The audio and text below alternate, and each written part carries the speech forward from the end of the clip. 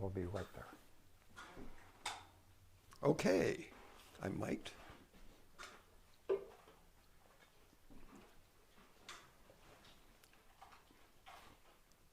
Have you got audio on me? We got, okay, so I can go. Or not.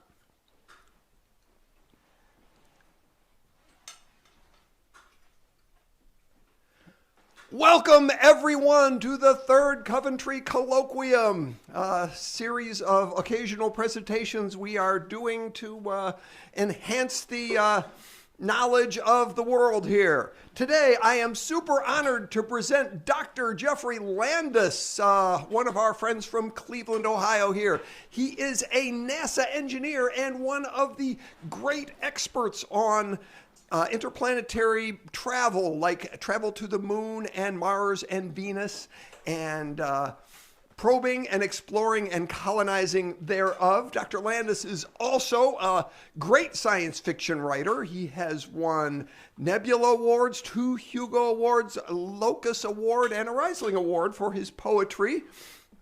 And today he's going to be talking about what he knows about ideas to colonize Venus in the clouds. I present to you, everyone, Dr. Geoff Landis. Thank you. Yeah, thank you. Thanks for inviting me. I sometimes give talks about science ideas. This is sort of halfway between science and science fiction, but I'll try to throw in a little bit of science, maybe here and there, between the science fiction. Let's start by just talking about the inner rocky planets. I mean, here's one that we're very familiar with, the planet Earth, one of my favorite planets. But of course, there's others. There's a lot of interest in exploring Mars, and I've spent a good portion of my career working on Mars exploration. But inward from the sun, we have Mercury and Venus. Mercury, very small, very rocky, very hard to get to. But Venus, the mystery planet because it's shrouded by clouds. Actually, this picture is a little bit misleading. When you look at Venus with your naked eye, you just see a featureless white ball. This picture was a picture from Pioneer taken in the ultraviolet, where you can see some markings. And the interesting thing is nobody actually knows what these mysterious black or dark colored in the infrared markings are on Venus. It's very controversial among the Venus atmospheric science community. But you can look below the clouds with radar. You look below the clouds, and actually it does not look like this because you can't see radar. But if you could see the surface through the clouds, this is what it would look like, and we know that from radar imagery. Interestingly, it's the other orange planet, but this one is not orange because of iron oxide, like Mars. It's orange because the cloud layer is so thick that it has scattered away all the blue light, and all of the light that makes it to the surface is sort of orangish red light. Well, let's take a look at Venus. How is it different from Earth? Well, it's the next planet in, so it's closer to the sun, gets almost twice the solar energy at the top of the clouds, although the clouds are so reflective that actually the amount of solar energy reaching the surface is less than Earth's. Gravity pretty close to Earth's, just a little bit less. Rotates phenomenally slowly and backwards. So that's a difference. A big difference is the surface pressure is 92 atmospheres. So it has a thick atmosphere, and guess what? You can't breathe it. It's carbon dioxide with a little bit of additives of other gases that are also not good for you. But the big problem is the temperature. It is 450 degrees C on the surface. That's the temperature of your oven when you're running the self-clean cycle. So Venus is not Earth's twin. Venus is Earth's evil twin. Nevertheless, although it's the most hostile surface environment in the solar system, 450 C, 90 atmospheres of pressure, Nevertheless, there have been missions to Venus. It's not entirely unexplored. Many orbital missions to Venus, including American missions, Russian missions, European missions, and a Japanese mission, but a smaller number of missions into the atmosphere and the surface, including this one, the Pioneer Venus mission. 4 atmospheric probes entered the atmosphere. They all hit the surface, of course. You go down, you eventually hit the surface. They all transmitted all the way to the surface. And one of them, after bouncing on the surface, continued to transmit for an hour. It wasn't designed to be a surface lander, so it didn't have anything nice like cameras. But we can say, yes, NASA's made it to the surface of Venus. But the real stars of Venus exploration, for the surface anyway, has been the Russians. They have the Venera missions. The Venera missions basically took a brute force approach to exploring the surface of Venus. They had giant stainless steel pressure vessels that held the atmosphere and the temperature out. Well, okay. One of them survived for a record-breaking 2 hours and a few minutes on the surface of Venus. That's pretty good. They did it actually by the trial and error method. They tried something, it didn't work. They tried something a little bit more robust, it didn't work. Around Venera 6, they got one that actually made it to the surface. And with Venera 9, they made one that had a television camera taken all the way to the surface. Here's the first images of Venus, Venera 9, Venera 10, sort of a desolate, rocky surface. They got a little bit further. The next couple of Veneras actually had a minor problem. The lens cap melted onto the camera, and they didn't get any pictures.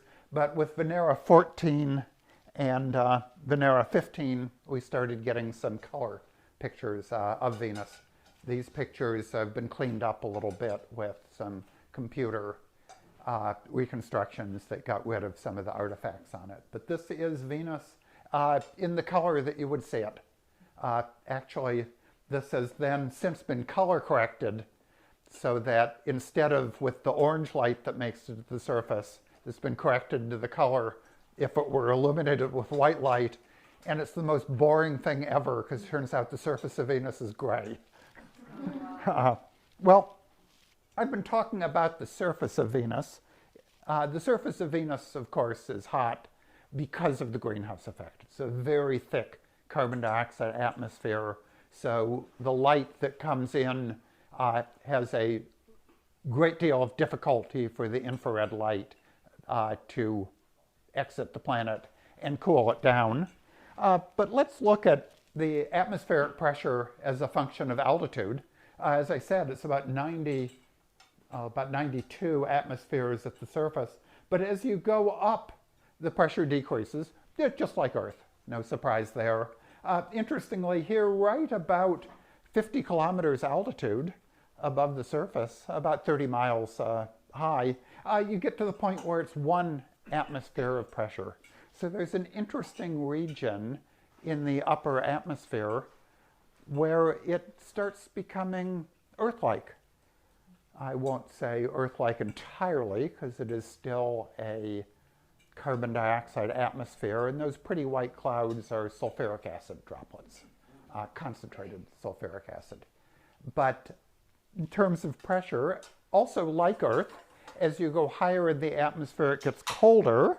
When you get up to just about this altitude, it starts getting cool. Here's the temperature, temperature over here.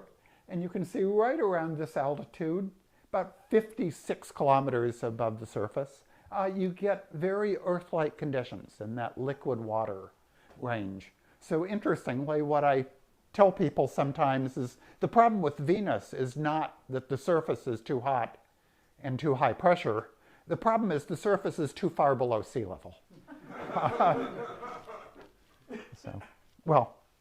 So can we send humans to Venus? Whoa.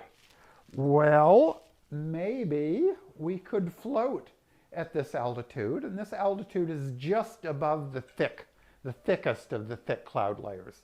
There's thinner cloud layers above, but it's above the thick clouds. Well, here's actually a study that we did quite a few years ago now, which is saying, well, we can make high temperature electronics.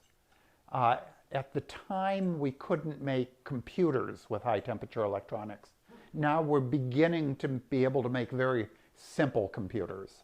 We're not going to make anything as sophisticated as, say, an iPhone. In fact, nothing as sophisticated as a dumb phone. But we can make computers, but they're not high sophisticated. So the idea is, well, maybe we could live in a habitat orbiting Venus and run the robots on the surface not as robots that have a computer and that can guide them, but do telerobotics. So you have the computer sending just the simple images up above, and then the humans can guide the system. So, well, if you could do that from orbit, well, maybe we could do that from an aerostat. Maybe we could send the humans in a dirigible, or possibly even a balloon, and then control the rovers on the surface that are learning about this sort of fascinating geology of the planet Venus. And that would be another whole lecture, which I'd be happy to give. Interesting science questions of Venus. But do the geology of the surface while yourself waiting overhead and looking down upon it. And in fact, actually, they stole some of my ideas, but a couple of the researchers out at NASA Langley Research Center did a study and looked at how hard would it be to bring in a mission and deploy this, in fact, the solar-powered dirigibles in Venus for humans. And they concluded it would be doable. You could put humans into the atmosphere and do your science and possibly then drop down probes to the surface that you could operate from. I mentioned earlier that those pretty white clouds are concentrated sulfuric acid clouds, and you might be thinking, oh my God, we can't deal with concentrated sulfuric acid. Well, okay. Turns out sulfuric acid is something that humans have dealt with for hundreds of years. We know how to make things robust against sulfuric acid.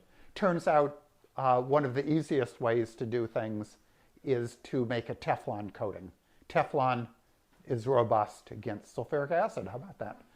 In fact, we know this because the Soviets, not only did they land probes on the surface of Venus, they put balloons into the atmosphere of Venus, floating at this atmosphere pressure about 55 kilometers above the surface. And the reason they made them, the reason that they worked, was they put a Teflon coating on their balloons. One of the things that we discovered from this and other missions to Venus is actually at this level, 50 to 60 kilometers above the surface, the wind whips around Venus at a tremendous velocity, about 100 meters per second, which means it goes around the planet in 4 days. So if you were at this altitude, you'd be experiencing about 2 days of daytime, about 2 days of nighttime. Well, can't do much about that. Of course, if you had a dirigible, you could try to fight against the wind. 100 meters per second is a little bit fast for your average dirigible, I'm afraid. So I think you're going to be getting daytime and nighttime. But we should stop thinking of Venus as being the hell planet and think, well, in some ways it's the paradise planet. It has, at that altitude, 50 to 60 kilometers above the surface, it has a pressure of 1 bar. By the way, a bar is a barometric pressure of 1 atmosphere. So about Earth atmospheric pressure. It has, you'd be above the main clouds, so you're not sitting in the thick of the sulfuric acid. You're still going to have to be robust against it. The temperature is cool. depending where you are in that level, it can be between 0, maybe 50 degrees C. The atmosphere contains all of the things that you want for life: carbon, hydrogen, oxygen, nitrogen, sulfur. Actually, the tough one here is hydrogen. Venus is a pretty dry planet. But that sulfuric acid, that is H2SO4, so it does have availability of hydrogen. Of course, from hydrogen you can make water, a lot of other things that you might find valuable. And of course, plenty of solar energy. In fact, when we were doing a study of can we fly a solar airplane on Venus, one of the first things we realized is, hey, there's more solar energy than you think. Not only is there solar energy coming down on your airplane, but there's also reflected light coming up from the surface because those clouds are a bright white. So we should start thinking of this as not Earth's evil twin, but in fact the most Earth-like environment in the solar system, except, of course, for the surface of the Earth. So the first sort of proposals, people thinking about it, were saying, well, okay, 50 kilometers, 50 to 60 kilometers, you get that atmospheric pressure that makes it very Earth-like. You have abundant solar energy. You're in that liquid water range. So, well, we could hang habitats below balloons. That's something that we might be able to do. Well, but let's think about it. A lot of people have proposed colonies in space. They've proposed colonies on the moon. They've proposed cities on Mars. Well, let me suggest that Venus is a better place to put a settlement than the moon or Mars. Moon and Mars are very low pressure environments, so you need to make habitats that will hold in atmospheric pressure. You don't think of atmospheric pressure very much hanging out in the surface of the Earth because it's there all the time, but it's about 10 tons per square meter. That's a lot of pressure. So a big pressure vessel is going to be huge and robust. But at the altitudes of interest, we don't need to do that. We want to prevent leaks of leak coming in and out, of course, but we could make the inside pressure the same as the outside pressure, so at least there won't be that 90 atmospheres of pressure trying to whistle through any tiny holes. With zero pressure differential, it would take, actually the calculation shows it would take thousands of hours to leak out if you put a hole in it. It does contain those droplets of sulfuric acid, but we know the materials that can avoid sulfuric acid. And another interesting thing is we don't know for sure that humans can live for a long time on the moon because 1/6 gravity is probably not enough to keep your cardiovascular system at peak efficiency and to keep your bones from demineralizing. Well, okay, we have people in the International Space Station. They are working hard at solving that problem, and among other things, they devote hours a day to exercise just to keep their cardiovascular system working. But on the other hand, Venus has gravity just a little bit less than Earth's.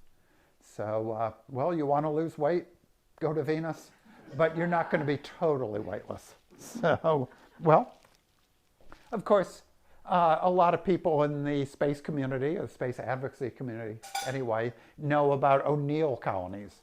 The idea, Gerard O'Neill said, hey, wait a second, why do we want to put a colony on the surface of the moon? All the good stuff is up outside of the gravity well. Let's put colonies in space. Well, Venus is better. You're still above the surface. It's not a surface colony. But you get an atmosphere above you of about 1 kilogram per square centimeter of radiation shielding. So you don't have to shield from the radiation, which is going to be a big problem in colonies in space. Gravity's nice, as I said, so you don't need a rotating colony. And above that thick middle cloud layer, there's plenty of solar energy. It's not a not a real problem. So we could put habitats in the atmosphere of Venus. Nice little illustration by Carter Emmert from a couple of years ago. But, well, maybe we can do better than that. Here was my personal drawing of Venus colonies. Not quite as pretty as the beautiful artist conceptions, but this is the way that I was picturing Venus colonies. And of course, much of my career has been looking at solar power for space. So unlike most of these other visualizations, these colonies have a power system. So they're going to actually have something to run their life support system and turn on the lights and so on. Here's another image. Here's a nice picture by Don Dixon of a floating colony. What you might think, well, so let's talk about it. You could make permanent settlements in the form of cities in space. So where do you want to put it? I've been talking about sort of the 50 kilometer level, the 54 kilometer level, the 56 kilometer levels. If you want about 20 degrees C, that's European room temperature, it's 56 kilometers altitude that you'd want.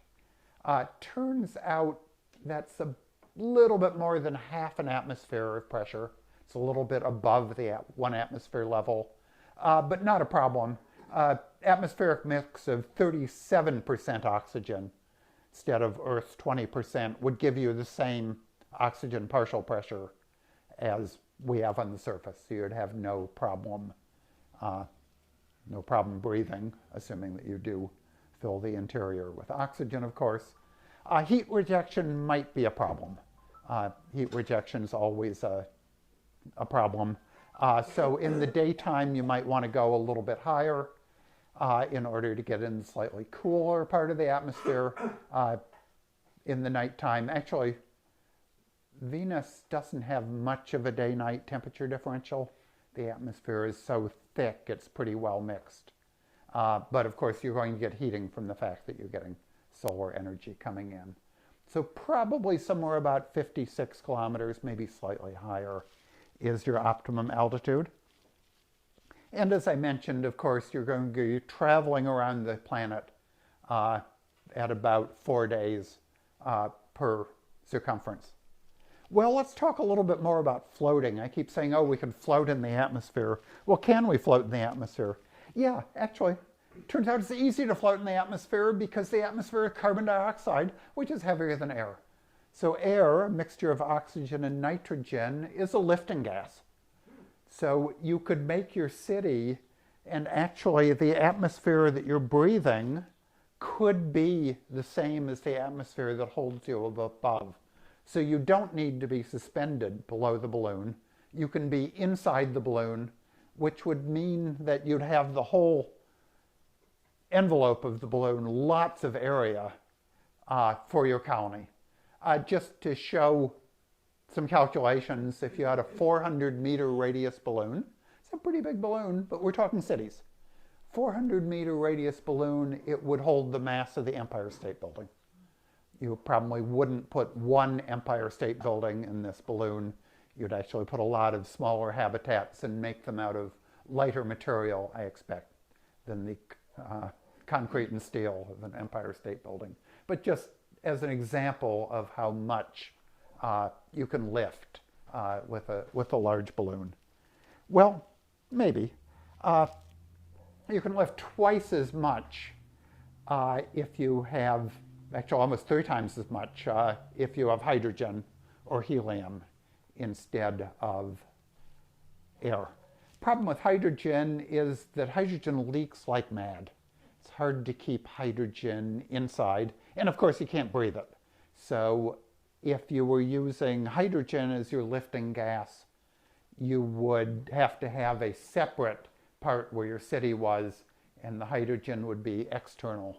Here's one visualization of that where they put the hydrogen sort of on the outside. I'll show you some more visualizations that have sort of double balloons that have both hydrogen and also air on the inside. I'm thinking probably not, simply because hydrogen is a harder resource to get on Venus. Not impossible. You've got to scoop up the sulfuric acid, separate out the hydrogen, and make basically sulfuric acid anhydride, which you don't want, so you get rid of it, and keep the hydrogen. So you could do it, but I'm thinking that you probably want to do the lower lifting capability of the oxygen nitrogen, simply because I love the idea of having huge open areas for your humans to live in. There's sort of a comparison of two different views of floating cities. The one with the hydrogen separate, and here's a different vision of a city with the lifting envelope being your oxygen. Of course, people get more fanciful. I just love this image as a fanciful sort of city that you might have floating in the atmosphere of Venus. I do keep saying, where the heck are the solar panels? Needs to have solar panels, darn it. That's very important. But if you can do one city in Venus, why stop at one? Well, you can do many cities. You can do a dozen cities. You can do hundreds of cities. The atmosphere of Venus has 3 times the land area of Earth, and it's 3-dimensional. So you could put 1 billion habitats in the atmosphere of Venus with hundreds of thousands of humans on each of them without necessarily crowding the airspace. So here's a envisioning of Jet Fur, and here he has an air bubble where the humans are, and now you can see the hydrogen envelope. So he went for the 2 envelope floating city. Well, I should mention I am a science fiction writer, so here is an artist's conception of one of my views of the habitats in Venus. This particular one shows the human-powered Zeppelin that features a little bit in the city. A couple of other people, I guess Marie Vibert. Marie Vibert did a story of Venus colonization. So it's been being picked up. Well, a lot of science fiction writers talk about the idea of terraforming Venus. Terraforming, in fact, is a word invented by Jack Williamson, but the idea was picked up by Carl Sagan, of all people, who was one of the first to recognize Venus as being a planet of greenhouse effect. And he said, well, if we could get rid of the greenhouse effect, Venus might be a nice place to live. Well, okay. Has some problems. It's a real challenge to terraform.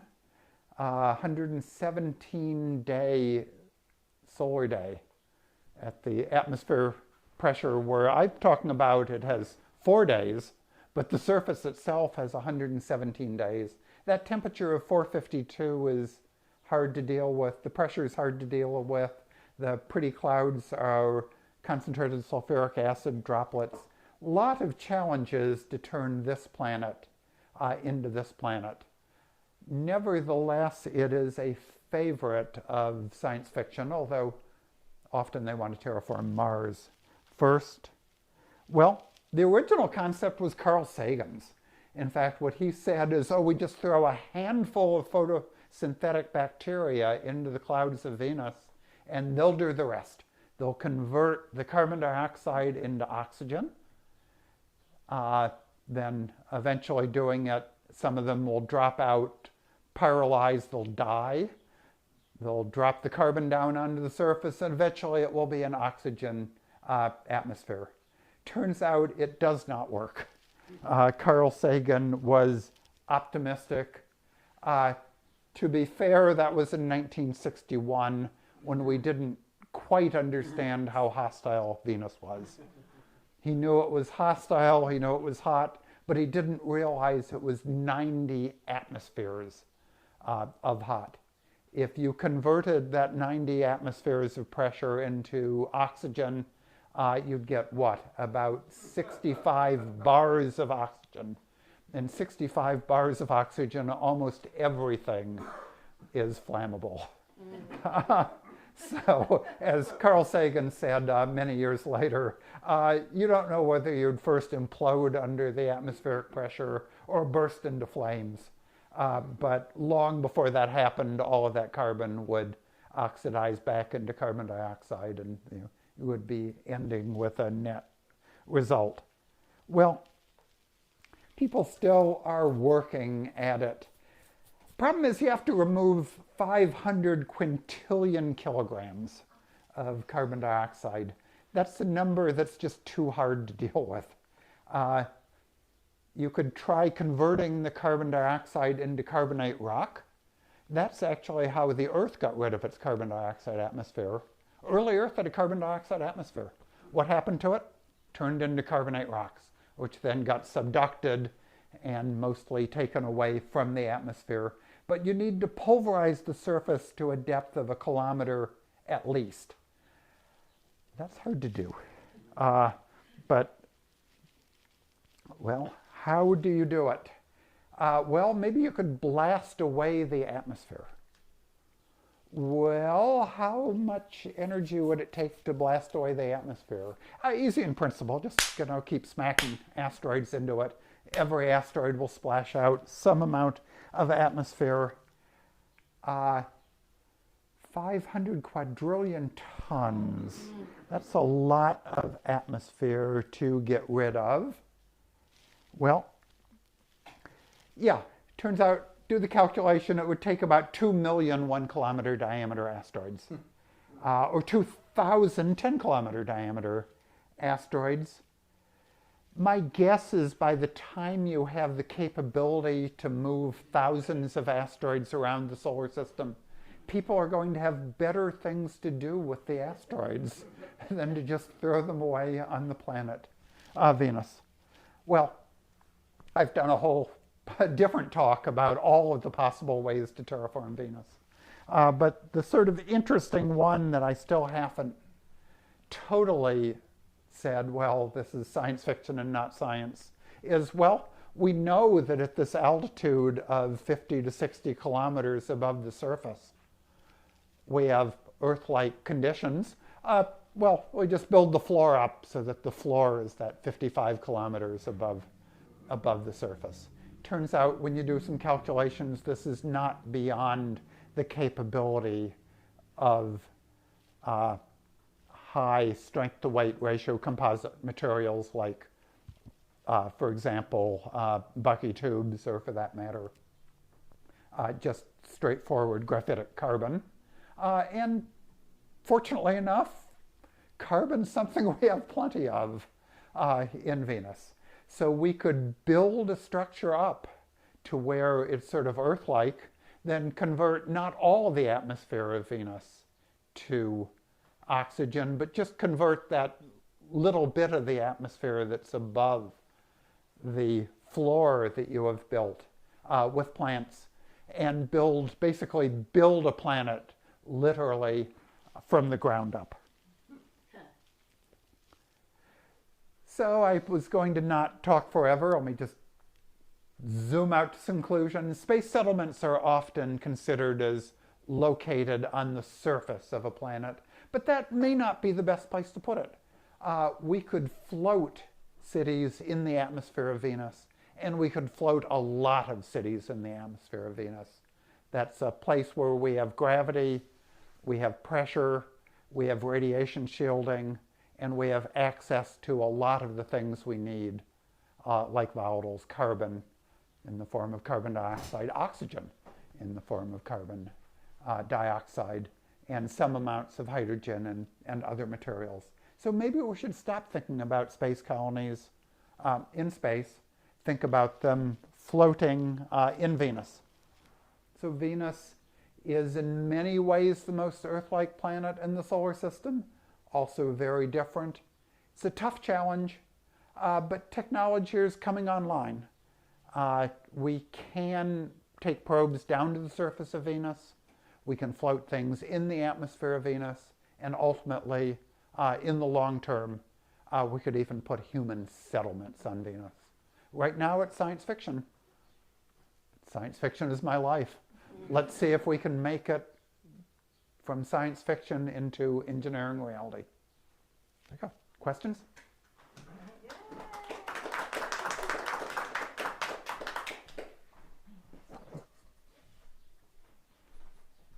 Okay, thank you very much, Geoff, for that wonderful presentation. At this time, we will open up the floor to questions about our presentation. Anybody got a hand to put up? Kai. What is your question, sir? You mentioned 100 meters per second wind speed. How much are we sure of that being fairly laminar, that you're not going to be floating in and out of a jet stream and wind shear with a giant balloon? There's a lot of bumpiness in it. It is not perfectly laminar. The hope would be that if you do relatively large cities, that you sort of average out the little bumps. Remember, a lot of the turbulence in the Earth goes away as you get up to upper atmosphere because you get far from the surface irregularities. So it's not a hugely gusty place, but it's not perfectly smooth. There's known to be ups and downs. We've been sort of working on the question of whether we can use that for putting unpowered airplanes in the atmosphere of Venus, so we can just ride the ups and avoid the downs. So far, have not convinced myself that we can do that, but it might be possible. Okay, another question. All right. Well, despite its thinner atmosphere, we know Mars gets storms and Earth gets storms. Does Venus get storms? It has. You could think of that 100-mile-an-hour wind as a permanent storm, but on Earth and likewise on Mars, the cause of storms is mostly that solar energy deposits on the surface, and then therefore the surface is heated. Heat is transferred to the air, hot air rises, and it gives you that tremendous convection cells. On Venus, these are sort of a single giant Hadley cell that transfers energy from the equator to the poles, but it doesn't have the small-scale storms. They're all just big scale storms. Okay, other questions over here. I think maybe you touched on this, but would cosmic rays be a health hazard to Venusians? Yeah, it turns out that thick atmosphere helps us against cosmic rays. Yeah. On Earth, we have we have three things that protect us against cosmic rays. We have the Earth's atmosphere, which is 10 tons per square meter. Lot of mass between us and galactic cosmic rays. We have Earth's magnetic field, which tends to diverge cosmic rays. We don't think about it, but we also have the sun's magnetic field that keeps out the worst of the galactic cosmic rays. So on Venus, we don't have a global magnetic field, but we're actually deeper in the sun's magnetic field, so the solar magnetic field will divert a lot of the cosmic rays, but mainly we also get actually a little bit more than 10 tons per square meter of just atmosphere, so we have just mass between us and the cosmic rays. Other questions? Over here. I'm not too familiar with the subject, but I figured I'd be remiss if I didn't at least ask. These theoretical floating habitats that are whipping around at one rotation every 4 days. At that speed, does G-force come into effect at all? Actually, that's an interesting question, but the answer is no. We live on the surface of a planet where we go one revolution every 1 day. So you're actually moving 4 times less fast than you are on the surface of the Earth. It's enough that you can measure. Actually, if you have a sensitive enough gravitometer, you can measure the fact that there's a little bit of centrifugal force outward on the surface of the Earth. You're lighter than you would be if Earth is not rotating, but it's really not enough to make much of a difference. Inch per Okay, there you go. The actual number. So gravitometers are enormously sensitive. Yeah, I had a question about latitude. Is there a particular latitude that is better for colonization? And I said the Hadley cells transfer towards the poles. Are the poles maybe a little more better environment? Turns out the atmosphere is so thick, the whole planet is nearly isothermal. There's only a couple of degrees difference in temperature from the equator to the poles. If you get too close to the poles, you do go around the planet a little bit faster. The winds slow down as you get pole-wide, so surprisingly, it's not much of a difference. But there's a little bit of a difference.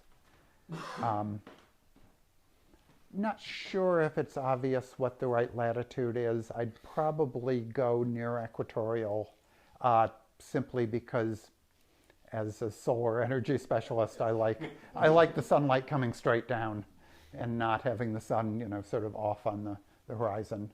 But to a quick approximation, it probably doesn't matter too much what latitude you're at. This is probably hard to judge, but I just wondered if you could do a little bit of compare and contrast with the effort that it would take to colonize a small colony on Mars versus Venus, like time it would take, effort it would take, and technology it would take, and, just talk about the two. Yeah, that is a hard question. In Venus, the hard part is you do have to come in from the atmosphere and then float without ever landing on the surface. So there have been the studies that have looked at the idea, can you actually deploy without landing on the surface? And it looks like that is a doable thing, but tricky. Mars, you have the advantage that you're right on the surface, so it is easy to pick up stuff from the surface and make stuff out of it. If you want to make, say, concrete, you can pick up sand from the surface. You can pick up water from the polar caps, and you can just make stuff with surface materials. With that said, living on Mars is a little harder because you need those pressure vessels. You're also going to need some radiation shielding on Mars. The surface of Mars is much more exposed to cosmic radiation. So I will do a quick wager that for a small colony, it's probably faster to go to Mars, much as I hate to admit that. Especially since we've devoted so much towards we've devoted that a already. lot of time to exploring and learning about Mars. But I'm thinking for a large colony, for lots and lots of people, settlement of hundreds, thousands, millions of people, Venus would be better for all of those advantages. Among other things, it would just be safer because it's shielded from cosmic rays. So, but you could easily argue for both. And actually, for that matter, why not both? Yeah, why not both? Another question. As a mom, I always want to know how long the car trip is. How long is it going to take to get to Venus? Yeah, Venus turns out to be a little bit closer and easier to get to than Mars. As you go in toward the sun, orbits get faster. So the canonical Mars trip is about 9 to 10 months to get to Mars. It's about half that, a little bit less than half that to get to Venus. So a little bit faster to get to Venus. And of course, the more energetic your rocket is, the faster you can get there. So if you want to have a nice nuclear thermal rocket with high specific impulse, well, talk to me. Are the Delta V requirements similar? The Delta V requirements are roughly similar. Oh. Yeah. Do we have other questions in the room at this time?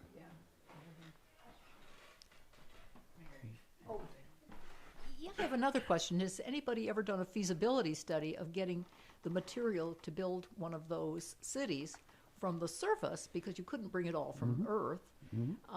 And part of the sub question is, are there radioactive materials on Venus that might be useful? That part about what materials are available on the surface of Venus is a fascinating question and mostly not known. There are some really interesting geology and mineralogy questions that are unsolved about Venus. We know that Venus is very volcanic. We look down in the surface and we see signs of volcanism all over the place. So, Possibly active too recently. and right? a lot of people think that they've got to be active. Just we can't have that much without some of it still being active. But we don't have detailed mineralogy about the surface. Probably the ores on Venus would be ones that are formed by igneous processes. So we wouldn't have the types of ores on Earth that are formed by basically fluvial interaction with water. But we really don't know very much about the geology of Venus. We'd really like to find that out. I mostly picture trying to make as much of the structure as possible out of carbon compounds, basically graphite, carbon-carbon, just because you can get that without going down to the surface. But absolutely, to make the cities and replicate the cities, we have to drop down to the surface, grab surface material, and bring it up, because you can't make everything out of stuff that you can make out of carbon dioxide, nitrogen, and sulfuric acid. You've got to grab some other stuff as well. Okay, we have a remote question that's come in. I think a more specific version of a question that's already been asked, but we'll get maybe some specifics. William Manis asks, what are the delta V mass requirement differences between a Mars colony with in situ concrete and a Venus cloud? Venus cloud colony, which I assume would have to be transported all the way from Earth. Mm-hmm. Yeah, you'd have to do some detailed calculations, and I have to say, none of these are yet engineering designs. These are all very much conceptual designs. A nice thing about Venus is that the thick atmosphere makes it relatively easy to break once you get to Venus. And the hard part of getting to Venus orbit is actually stopping once you get there, because you're falling in toward the sun, so you're moving faster. So in principle, they're similar delta Vs. Mars is the next planet out, Venus is the next planet in, but it's typically a little harder to go the one way than the other. But roughly the delta V is the same, and then you're asking the question, how much of the materials can you make from local materials? How much can you make it from stuff that you have to bring from Earth? That really does need a very detailed engineering design, which we haven't done yet. On Mars, a lot of the material that you're going to be using for making your settlement is simply radiation shielding. You're going to be piling dirt on top of it to keep those nasty galactic cosmic rays out. So you have a big help on Venus right there. On the other hand, on Mars, as pointed out, you just go outside and dig if you want dirt. Dirt is easy to find. Water is also very easy to find on the right places on Mars. Okay, looking for more questions in the room, and again, we are taking live questions online. This is in YouTube, Doug. The live chat in YouTube is how. Okay, we're taking live questions in the YouTube chat, but we'll take one now. You mentioned earlier the hydrogen, getting hydrogen. Just looking at the numbers in the atmosphere, there's very, very, very, very little hydrogen there. Obviously, we get it from the sulfuric acid, and harvesting that. I'm not sure how that would work, but how do we get more hydrogen there? What are the terraforming possibilities of getting more hydrogen or more water or more ice there? Yeah, if you were terraforming Venus and you really wanted it to make Earth-like, you would have to bring water in from the outer solar system. In science fiction, that's really easy. Pretty much everything beyond about 2/3 of the way out, and the asteroid belt is icy. The solar system is full of ice. It just happens to be 4 astronomical units from the sun and further away. So the science fictional solution is you bring in an icy body, either an asteroid, one of the farther out asteroid belt objects that would be icy, possibly some of the icy smaller moons of Jupiter, possibly Trojan type objects. With that said, man, that's dealing with a lot of energy, and it is easy to move asteroids in science fiction, much harder to do that in the real world. You'd probably do gravity slingshots to bring them down to Venus, and then, of course, if you just want to dump it into the atmosphere, you can just ablate it in the atmosphere. You don't have to actually break it when you get to Venus. But yeah, other than that, Venus is a planet where water is at a premium. But, you know, they colonized Dune, so we know we can live on desert worlds. What is their spice on Venus? Yet to be determined. It's a hot planet. Okay, do we have any more questions in the room? I'd like to ask, in the depictions we've seen, they're mostly round, balloon-like shapes. Some of them are kind of cigar-like shapes, but I'm concerned with that fierce wind constantly blowing. Wouldn't you maybe think of a teardrop shape, or possibly putting your solar panels to be like the fletches on an arrow to maintain your orientation in that wind? What do you think of that? Well, excellent. I'm waiting to see your SolidWorks models with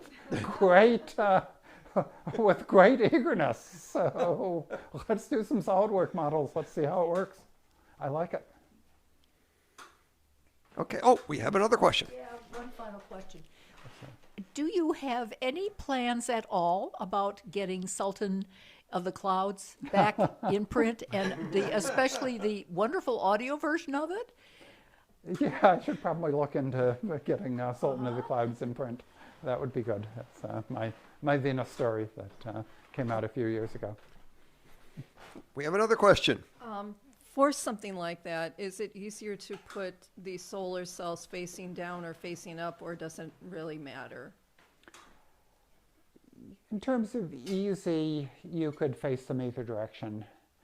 The solar cells facing down have the advantage that, you know, down is always down, whereas the upward ones you'd want to track the sun a little bit. But with that said, you get a little bit more power from the sun-facing ones. So you could probably do both. Do either. Probably both is the thing to do. Okay. I think we are out of questions in the audience. We are out of questions coming in from the internet. I want to thank you, Dr. Landis, for a great presentation. Everybody, if we could thank Dr. Landis.